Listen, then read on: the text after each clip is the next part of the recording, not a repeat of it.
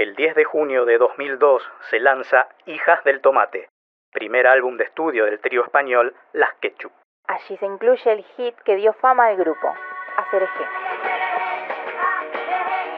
Durante 15 años, la enigmática letra de la canción dio lugar a las más variopintas interpretaciones. Entre las que, por supuesto, no pudo faltar la satanista, que sostenía que las Ketchup nos inducían a ser herejes. 15 años más tarde, el 25 de septiembre de 2017, se viraliza en las redes sociales y portales de noticias una explicación del significado de Acerejé, a partir de un tuit escrito por un uruguayo el 19 de septiembre.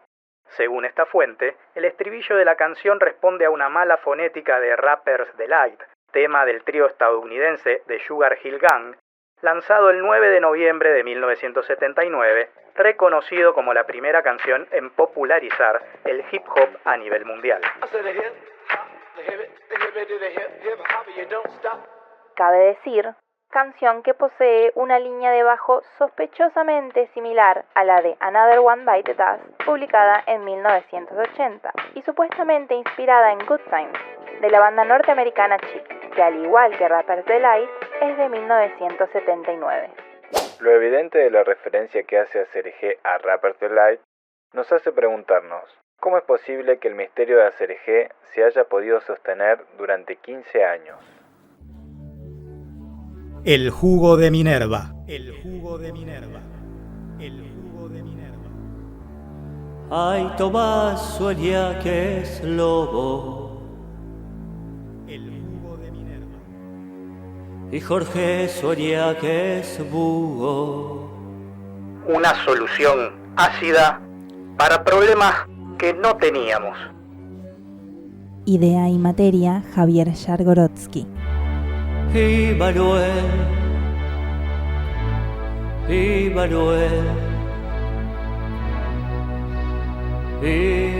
Manuel K. Producción general y particular, Magalí Martínez Ortigosa Y Federico Sánchez. notas al pie, Alfredo Isasmendi. Y Manuel K. Edición Maxi González. y Noelia Mangín. Hoy les ofrecemos Argumentum Aceregeticum, lo verdadero en su forma suprema, como espíritu absoluto, como Dios.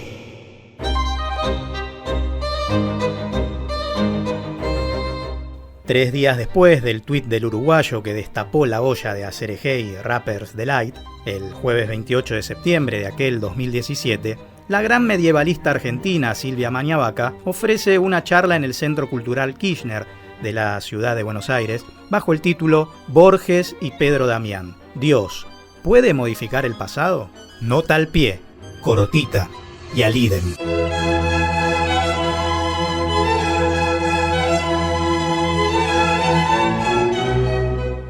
Pedro Damián, o Pier Damiani, fue un cardenal benedictino nacido en Ravenna en el 1007, reconocido filósofo y precursor de la Reforma Gregoriana.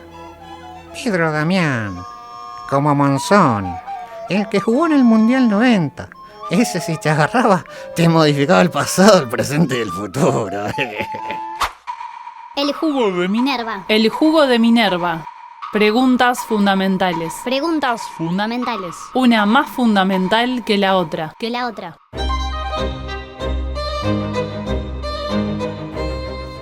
La charla recomendaba la lectura previa de una selección de textos, fragmentos de Divina Omnipotentia, del teólogo del siglo XI, y de La otra muerte, cuento del escritor argentino. De Divina Omnipotentia entra en la discusión teológica sobre si Dios puede devolver la virginidad a una mujer, tanto en lo físico como en su virtud. Más madera, ¿eh? Después nos quejamos de las discusiones de Twitter. Pier Damiani, contrariamente a la posición oficial de la Iglesia Católica, sostiene que sí, Dios todo lo puede y por ello también puede cambiar el pasado.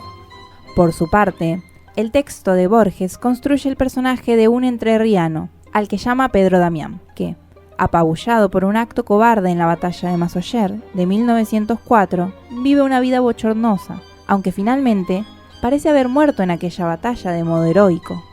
Damián murió en 1904, pero el narrador del cuento lo conoció en persona en 1942 y recibió una carta noticiándolo de la reciente muerte de Don Pedro en 1946.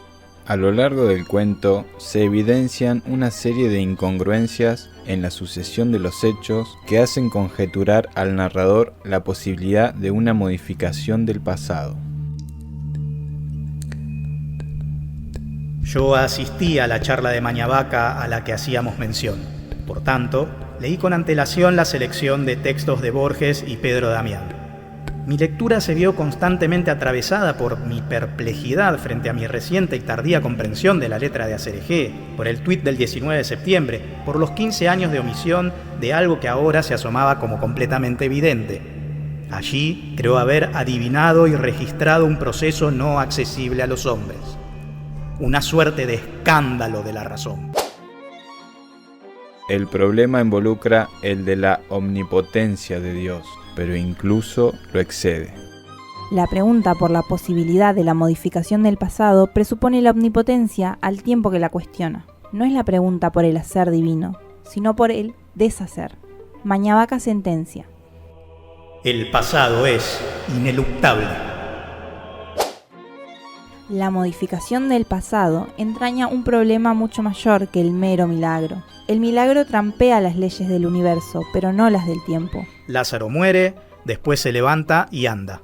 Su muerte ocurrió y no se deshizo, revivió, lo cual desafía las leyes de la vida y de la muerte, pero sin alterar la continuidad de los sucesos. Sobre todo, sin destruir la infinitud de efectos que produjo la cadena causal iniciada por una muerte. La resurrección se inserta armoniosamente en esa cadena. La armonía no está al respecto de los viajeros en el tiempo. Tanto en el caso de Marty McFly con su DeLorean o en el de Homero Simpson con su tostadora, un evento involuntario modifica el pasado, deparando un futuro intolerable o inconsistente con la propia vida del protagonista. Nota al pie. Mañavaca resalta que hay una doctrina que explica el mal como la ausencia del bien. El bien es a su vez el ser supremo. El mal es de por sí ausencia de ser. McFly experimenta el mayor de los males, la ausencia de ser. Poco a poco se evanece en una foto. Podemos decir que la desaparición es el mal supremo. Por ello hay 30.000 preguntas más fundamentales que la de si Dios puede modificar el pasado.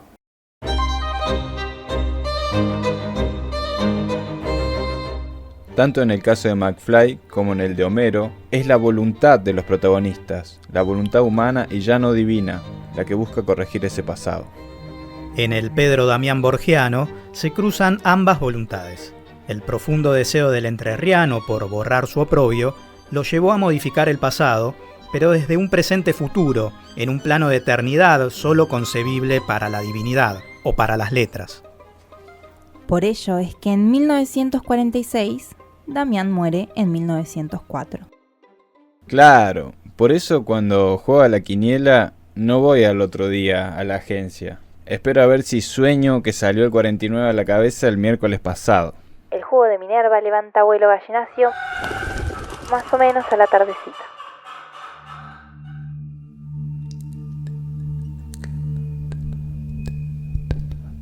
Tras la charla de Mañavaca, una gran amiga que formaba parte del grupo con el que asistí, nos contó algo que pensaba ya por sus 10 años, mostrándonos lo ñoña que ya era desde chiquita. Cambiar el pasado solo tendría sentido si yo me acuerdo de ese pasado, porque si no para mí sería como si no hubiese cambiado. Pensaba.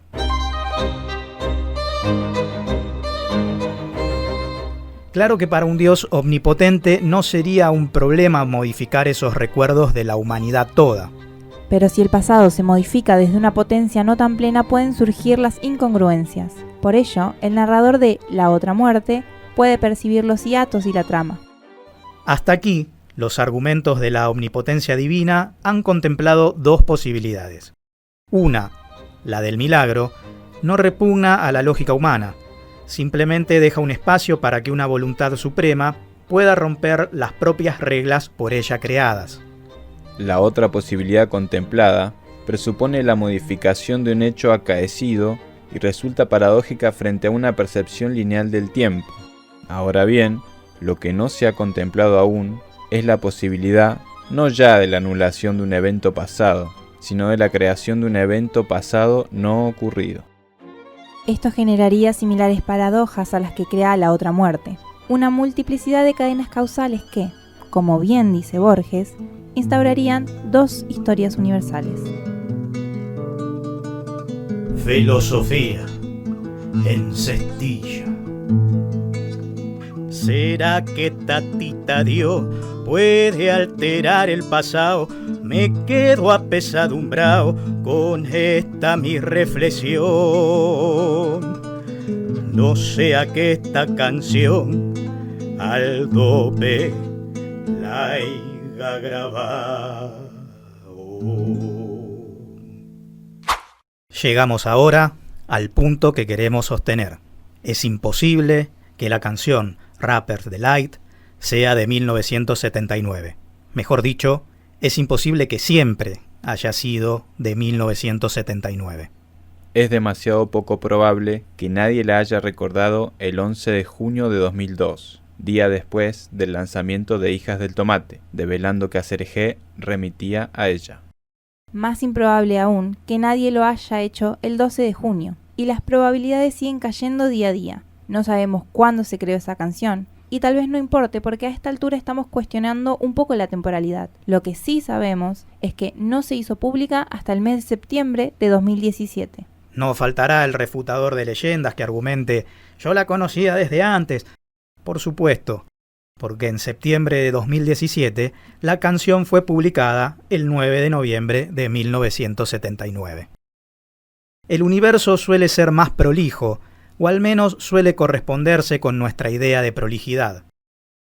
Pero ello no implica de ningún modo que funcione bajo las reglas que nosotros pretendemos comprender. Nosotros, los humanos, solemos errar en nuestra propia estimación. Nos sobre o nos subestimamos. De allí que solo algunas cosas nos parezcan un misterio. Ser herejes, ser herejes, ser herejes. El Jugo de Minerva es una realización de la asignatura Introducción a la Filosofía de la carrera de Contador Público del Instituto de Desarrollo Económico e Innovación de la Universidad Nacional de Tierra del Fuego, Antártida e Islas del Atlántico Sur. En la coordinación, Javier Yargorodsky. Colaboran Magalí Martínez Ortigosa y Federico Sánchez, y un montón de gente más. Cortina musical de apertura, Walter Ego. En la edición, Maxi González y Noelia Mangín. Esta producción forma parte de... ¿Cómo era, Eli?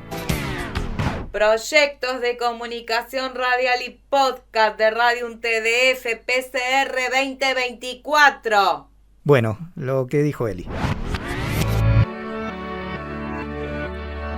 Este probablemente sea el más peor de todos los episodios, así que si te gustó, pegale una escuchada al resto, que están más buenos que un feriado puente.